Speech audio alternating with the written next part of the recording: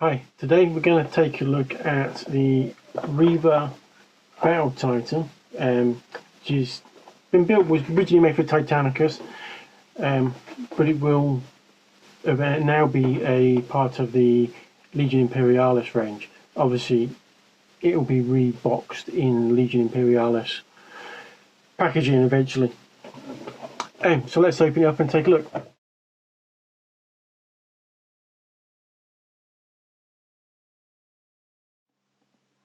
So this is the box. Like I said, it was originally was produced for Titanicus.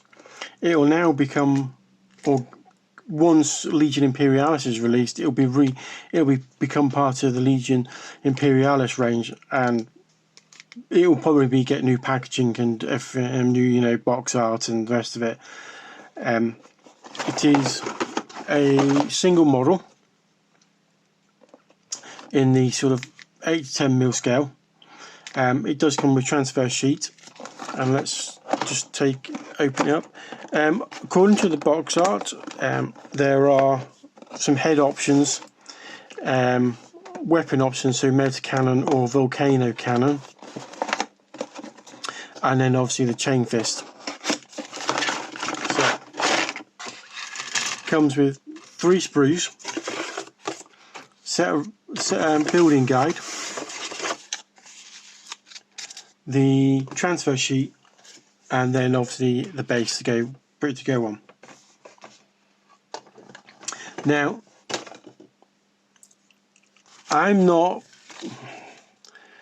particularly keen about this type of base because for the scale, I would prefer a more flat base, but I don't have an alternative base for it to go on, so I'll probably end up having to use that.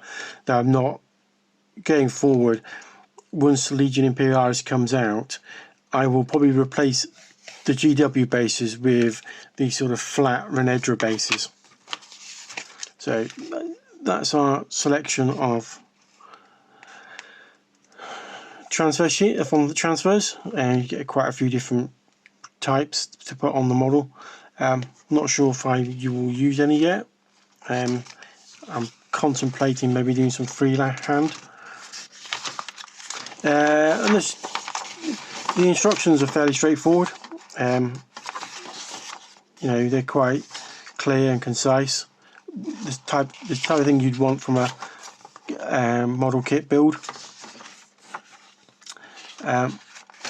So sprues. So let's take this first sprue. So this sprue we got our weapon options. So we have the volcano cannon, the melter gun, a chain sword, plus the various other parts of the Titan. That's the opposite side. So weapon wise, we've got quite a few different options. The second sprue is mostly the armor plating.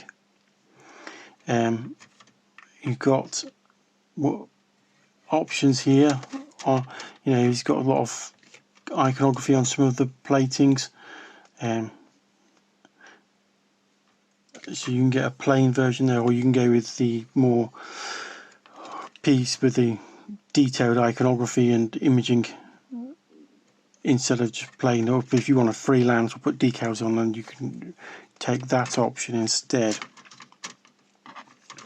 And then let's put those to one side.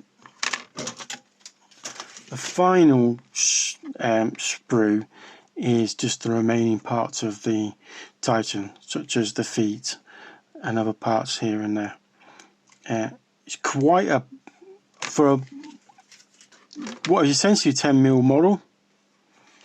It's quite a complex piece of kit, with a lot of detail. And in 28mm, I would never be able to afford this particular Titan, the Reaver Battle Titan. It's just it's a big model and it's quite expensive, but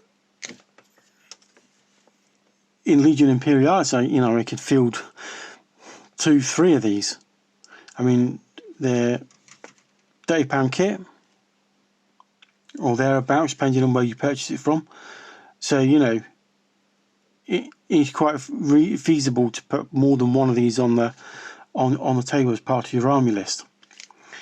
So next step is to go ahead and actually get this built and see what it looks like once it's built. I'm not sure how I'm going to do the weapons yet, whether I make a decision on the weapons or I go with magnets so I can swap the weapons in and out. I'll just have to think about that whilst I'm building. Likewise, I'm hoping that might be doable with the heads, to be able to swap the heads around as well.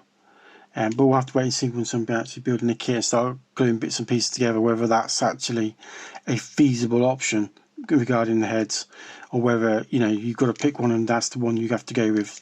No choice because of the way the kit is built. But the weapons, we should be able to actually magnetize and actually swap those in and out. Anyway, let's get cracking and get this built.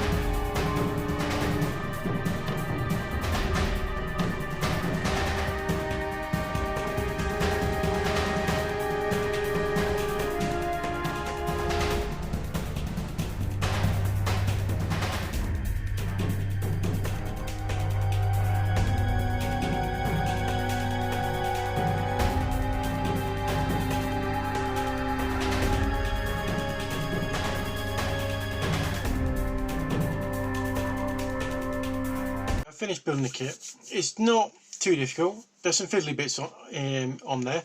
It's quite a detailed kit for the fact that it's an epic scale model rather than 28mm heroic.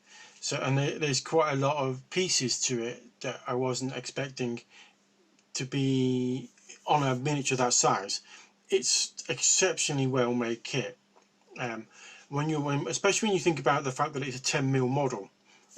In scale wise, they've done a really good job of putting a ton of detail in there and a good selection of options in that kit. It was a lot better than I was expecting, to be honest, because I just thought that at that scale they won't put in as much detail as they do with the sort of 28 scale kits. But yeah, I just couldn't believe how detailed it was and how many parts there were for that particular build.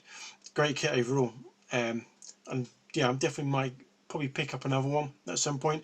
I was hoping to be able to magnetize, but it's a ball. The sockets points where the weapons go, that's a ball. It's not really that easy to put magnets there, so I'm probably going to get a second kit so I can get the melter option. I'm probably going to go with melter volcano rather than a chain fist. Just have the one with the chain fist, and so the second one will have the melter and the volcano cannon to give it a bit more firepower when I start playing Legion Imperialis. Overall, great kit. I can't knock it. Yet another example of how well GW actually make plastics these days. Yeah, that's all I can say about it really. It's a really good kit. Anyway, that's all for now. Don't forget to like and subscribe, and I'll see you next time.